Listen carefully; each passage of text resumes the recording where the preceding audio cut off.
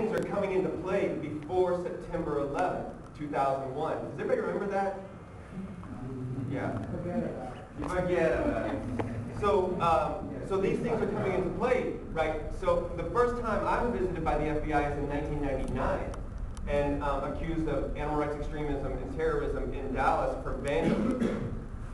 Basically, like, blocks have been glued on some fur stores, some windows have been smashed out, some things have been painted, it was low-level vandalism, and somebody came to my work to talk about how it was terrorism. It was the first time I ever heard the words animal rights and domestic terrorism together. This is pre-September 11th, but it's all rooted in this stuff. And then they fly the planes into the buildings, thousands of people die, we're all traumatized, the wet dream of all of the legislators and the corporations starts to come through. The big omnibus that all of them have been waiting for forever, they start to pass. It's the Patriot Act, right? People remember the Patriot Act? Did y'all forget that's still going on? No. Yeah, don't forget. And all of a sudden, the coffers are starting to flow with money like nobody's business. The war on drugs was still going on, right? But it's starting to go down because the money is starting to go into terrorism. But what is terrorism? Because if we look back earlier, we didn't have a definition of terrorism, right? And we still don't, right? So everything starts to become terrorism. And how did the war on drugs work? It was convictions brought money to your agency. How is the war on terror working? Convictions bring money to your agencies. So then now you have agencies fighting over trying to get convictions because they're fighting for all of this money that's coming from the federal government at all different levels. And so I'll talk about the growth of this industry for a second. $75 billion a year has been appropriated for that.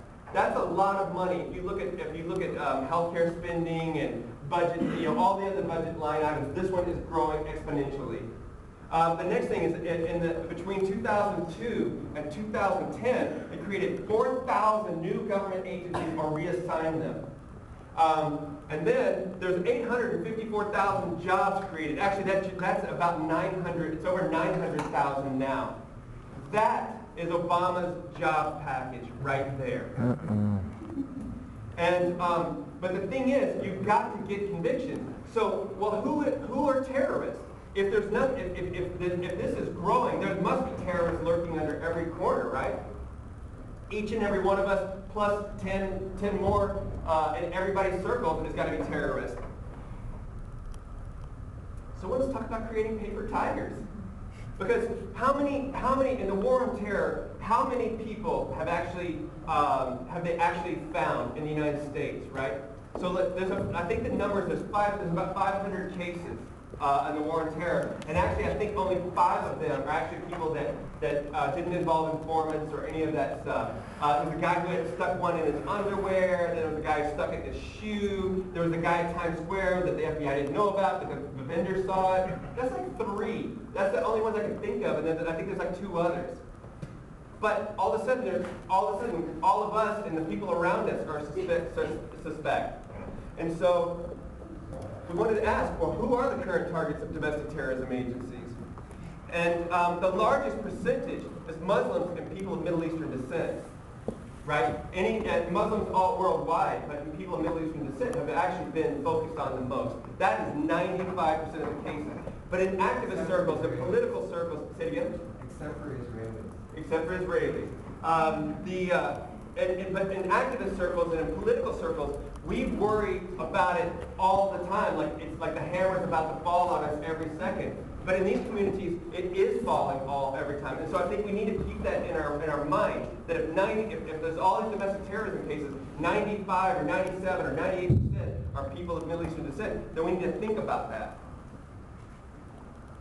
And then the second biggest category is what's been building already since the 80s, the animal rights and environmental movements. And that's both radical groups and autonomous and small groups who are working on animal liberation, like SHAC, but it's also big mainstream groups like Greenpeace and Catholic Worker, totally targeted all during this last period. And then the last group is political activists and anarchists in particular. Most of the people that we associate with or know are anarchists identified probably in the animal liberation or environmental movements.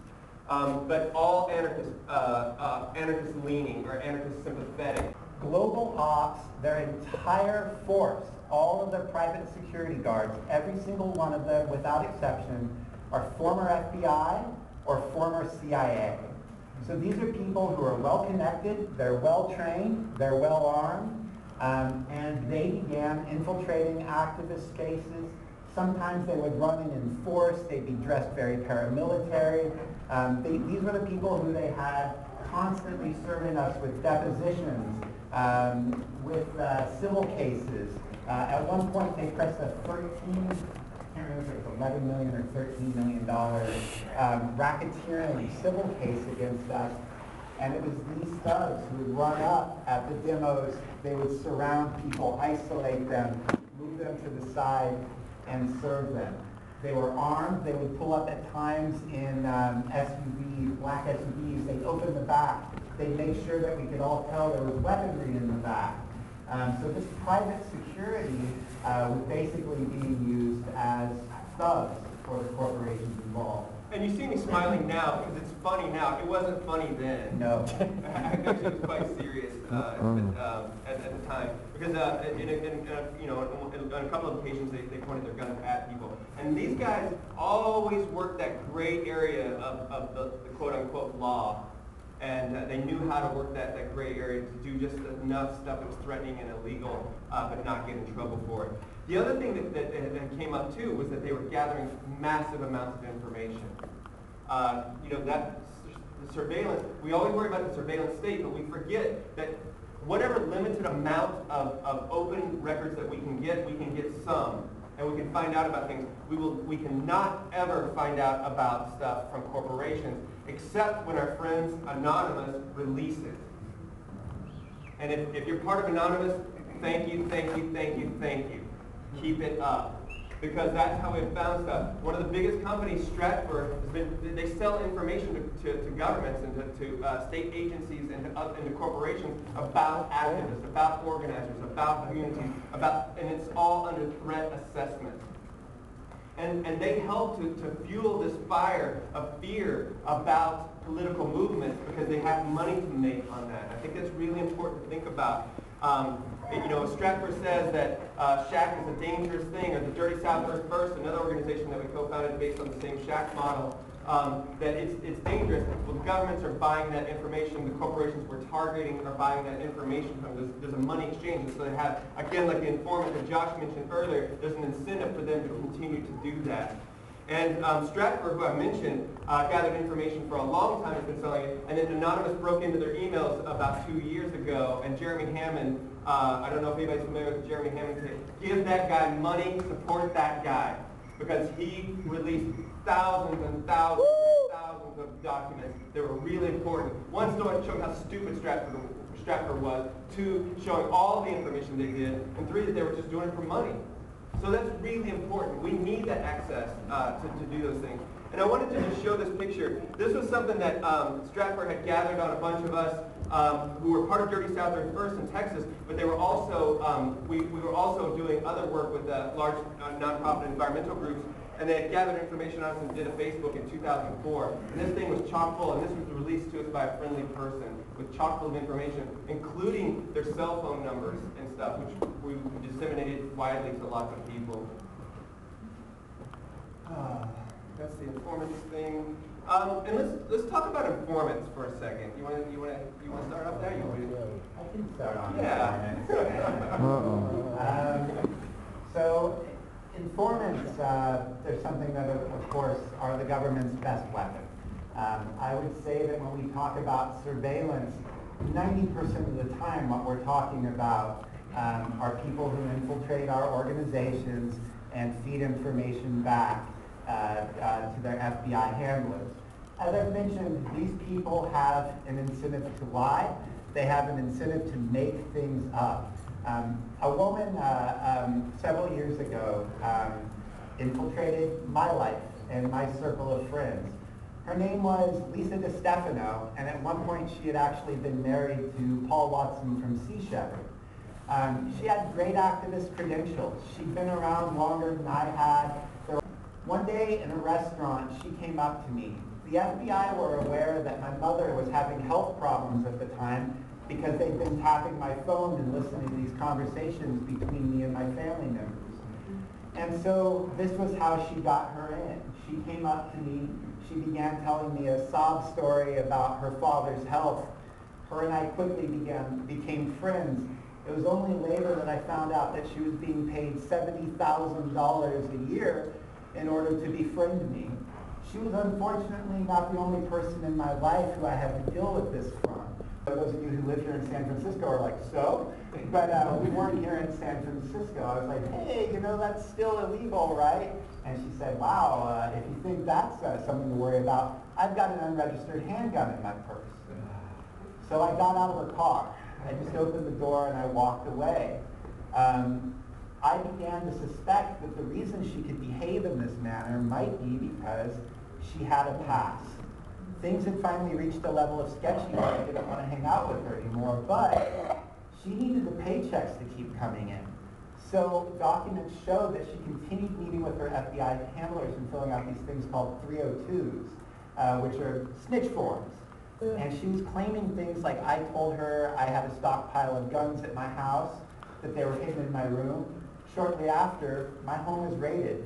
The FBI believed that I was holed up in my room with firearms. This could have gotten me killed, and this was all on the basis of an informant. And in my FBI documents, though, it turns out that he was the fifth informant in my life. There was four others. Two I can't identify at all. One in Detroit, if anybody knows who it is. I would love to know that. There was given information all through the early 2000s. But informants are really important because I'm not even going to tell all the stories because there's so many, and he's got so many of those. But informants are really important to think about because this is from Mother Jones that came out in October last year, 2 years ago now. The 500 cases that have been tried, informants were 243 of the cases. Informants were used to target the groups or the people involved.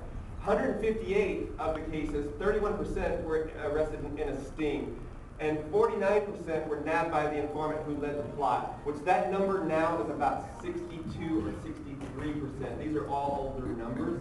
Informant, that is the modus operandi. So what is that we have to think about?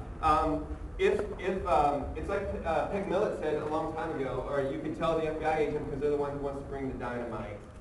So think about that. In our movements, 99% of what we do is above ground, and we'll talk about that. But if we have people that are acting crazy, we've got to figure it out.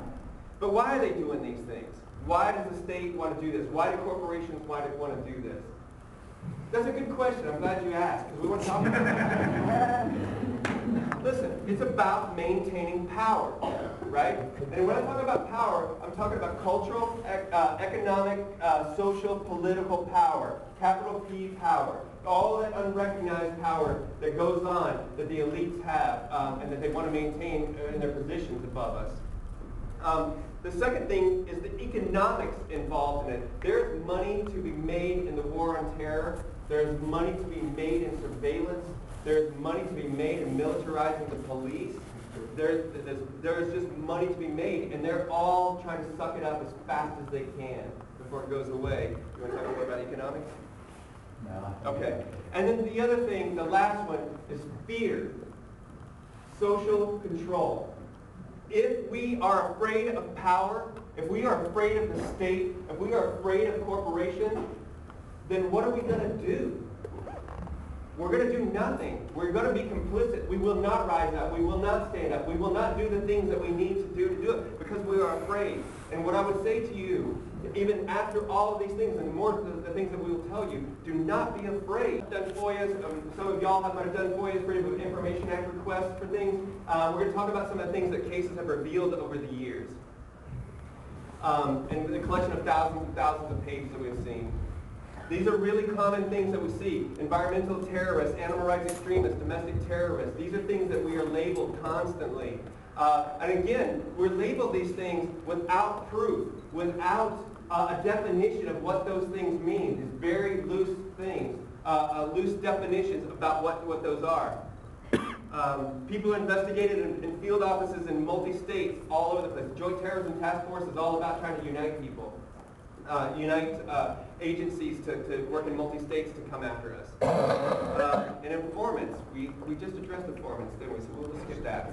And then there's all kinds of intense, there's all kinds of surveillance that goes on. There's electronic and telephonic and video and audio. There's all kinds of things that happen in surveillance.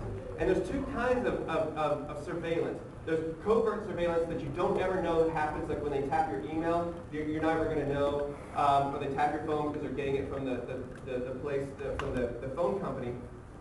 And there's the overt surveillance, when you see people sitting out in front of your house, when you see people at places that you are at, where you see people who are obviously undercover informants at protests. And why would they do that? Intimidation. It's not really about gathering information, it's about intimidation. You know, if somebody sits in front of your house with to watch you, they want you to know that they're there. Pin registers and trap and traces and trash covers. You want to talk about trash covers at all? I'll talk real quickly about trash covers. Love that term, trash covers. We call it dumpster diving. As has been previously mentioned, the government used an awful lot of ways to surveil the group of people I was indicted with and many other movements.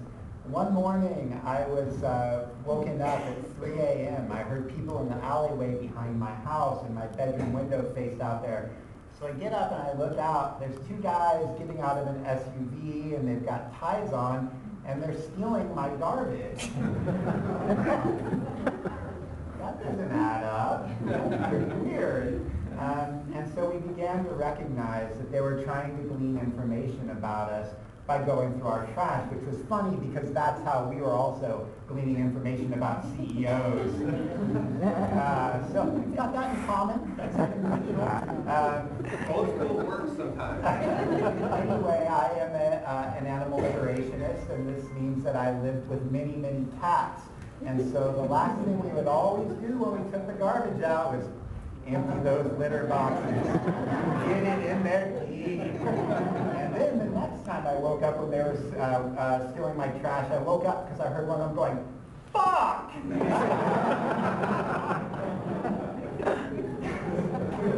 Oh. You want to run this list? So in many of these cases, all known relations were investigated. And when we say all known relations, we mean all known relations, not just relatives, not just people you were active in groups with. The FBI had cameras outside of my house. They were recording the license plate numbers of everyone who parked in front of my home. They paid off my mail carrier to write down the return addresses of every letter that was sent. They investigated everyone. The net that they cast was ludicrously large.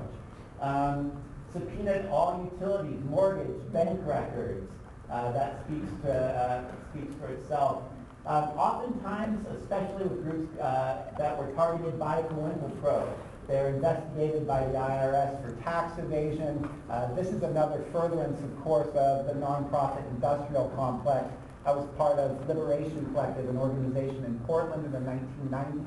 They were a registered nonprofit. Once they started to step out of line, investigated by the IRS, nonprofit status revoked. Visits to businesses and homes.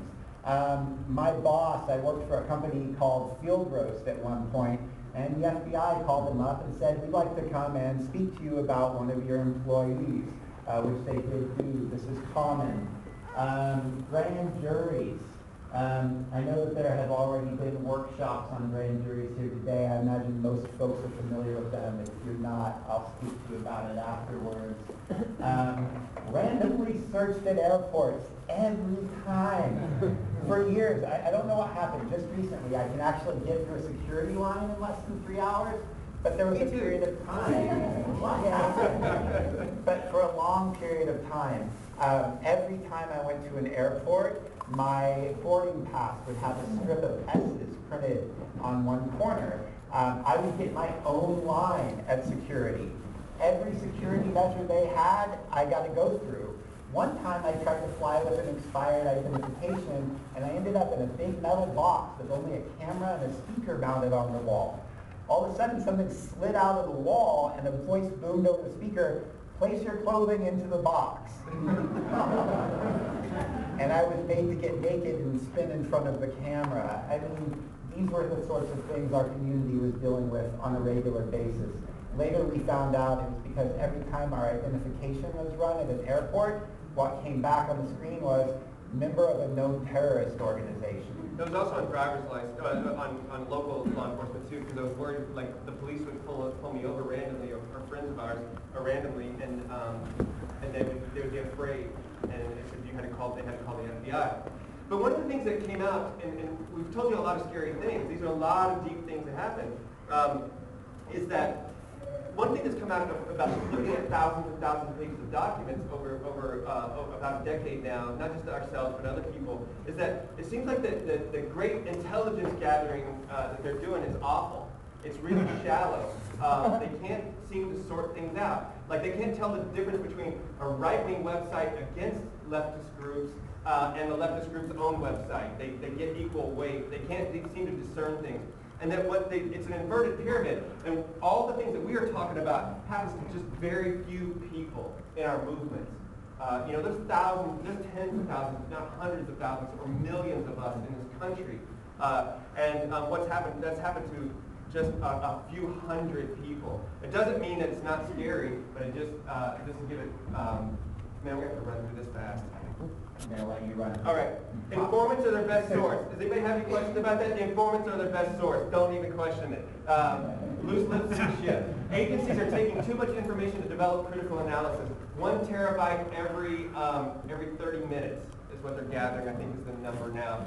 They push a lot of duplicate and redundant paperwork. Yay, governments for doing that. That means that they can't even sort the stuff that they're taking in. They have no idea what the hell they're doing.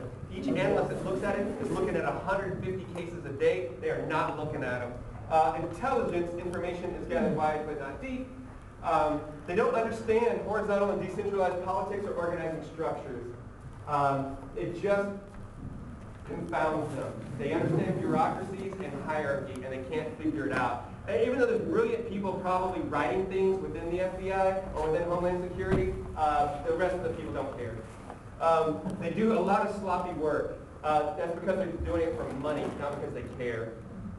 Even with their vast resources, they still have limits on how or what they will do. The things that we have given you examples of, and I'm telling you it happens to a few people because it costs a lot of money. And if they don't get a conviction, like in my case, they probably spent at least $500,000. And they didn't get a conviction. They convened 3 grand juries and didn't get a conviction. They couldn't get anybody to indict me in multiple states. So that means that they just wasted all that money, so they have to go on to something else. We covered a little bit earlier, but the counterterrorism complex is a large, bloated, inefficient bureaucracy. One of the interesting things that came out during the Shack case was that there was a agent from the Minneapolis field office, and she was in charge of investigating us. She wrote this hilariously whiny memo to her bosses at one point, complaining about the amount of work that she had to do. There was some funny news for us and some less funny news for us in that memo. Some of the work that she had to do had to be done because 2 of the agents that she was working with mysteriously died during the course of the investigation, but she also was having to interact with all of these private security corporations. She was having to liaison with all of these security guys from the companies that we are going after. And she was saying, this is ludicrous. So many people are following these guys that they know they're being followed, and it's giving me too much to sort through. I think the next thing that we need to think about is that solidarity. There's people who work on political prisoner support and prisoner support, but we all need to do that. Bad behavior is bad behavior. One of the things that we get caught up in an awful lot as movements is sort of this paranoia and this snitch jacketing. We say, well, this person's behaving really badly. Does this mean that they're an informant? Are they an agent? And we get so caught up in trying to develop proof. The thing is, it's very difficult to develop this proof, but the behavior is already there. Bad behavior is bad behavior. That's what we need to worry about. If a person is disruptive, if a person is a misogynist, if a person is a racist, if a person is pushing people away from us, that is the time to intervene, whether or not they are working as an agent. And don't believe the hype. We always concentrate on what the government gathers, but how many people are carrying tracking devices in their pocket called a smartphone? Yeah, that's right. Facebook, Twitter, and Apple know more about you than the government does, and Google also. And then maintain transparency in the public sphere. 99.9% of stuff that we're doing is public. Will then maintain protection in that. Be real to the people around you. That's just good movement building. You know, even if people who are not in political movements, if they know you and they know you're a rational, reasonable person because you weren't living in some clandestine world, then that makes you a real person when things come down. Lawyer up. You know what? The state is very singly focused on things. They understand laws. Laws are of governments, not of men. I don't know where that quote came from, but it's on the prison in Louisiana. And lawyer up. Lawyers can be your good friend. They can also be crappy too, but be careful. But there's a lot of good movement lawyers and lawyer up. And use the media. Don't always hate the media. You know, like, I know it's fun to smashy with the media because you like corporate media never gets it right. But if we tell our narratives to the media through grassroots and through corporate media and we actually work it, we begin to change the narrative. Keep organizing for liberation. Several years ago, I got invited to speak in Houston, Texas. And I had the honor at that time of meeting a man named Standing Deer. Standing Deer had at one point been celled up with Leonard Peltier, and the FBI had actually tried to pay him off to assassinate Leonard Peltier. Right after he got out of prison, after all these years and after all the repression he had faced on the inside, and after warnings he had faced to not tell his story, he continued to attend political events, and I was honored when he came to listen to me speak. I sat with him for a few minutes, and I said, you know, wow, you've been going so long, and after this intense confinement and witnessing these horrible things happen to your friends, how do you keep going? And he said, well, oftentimes I like to think about the people whose shoulders I stand on. I remember the activists who came before, the ones who always refused to give up. And I can say for myself that no matter what I endure, even if I reach heaven, if I reach the afterlife and God is oppressive, I will continue to fight. And so that's the thing. That's the thing. All of us here today are here because there was a spark in our heart. Something that told us that what's going on cannot be abided by anymore. That we have to stand up, that we have to resist. The thing about resistance is it's lifelong. It's something that's here and that continues to radiate from here. We have to listen to that spark and let it grow to a fire. Right on.